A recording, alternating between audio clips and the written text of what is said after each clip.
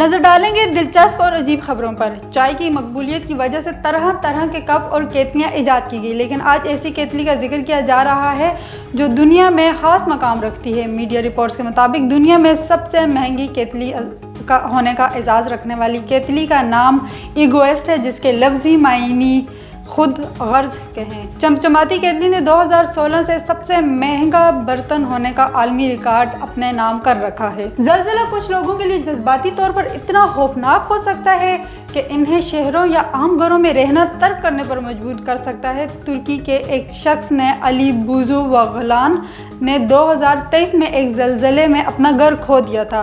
फिर उसके बाद 2 साल तक छोटे से गार में तन्हा रह रहे हैं। भारत में अपनी शादी की 5वीं सालगिरह मनाने वाले शख्स ने दुल्हन की रुखसती की वीडियो शेयर की है, जिस पर सोशल मीडिया सार्फिन की जानिब से मिले जाने रद्द-ए-अमल का इजहार किया जा रहा है।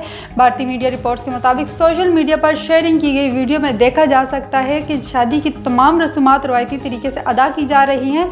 जैसे ही पंडित दुल्हन को कहता है कि वो टोकरी से चावल निकाल कर अपने वालिदैन पर फेंके, दुल्हन चावलों के साथ पूरी टोकरी ही इन पर उछाल देती है।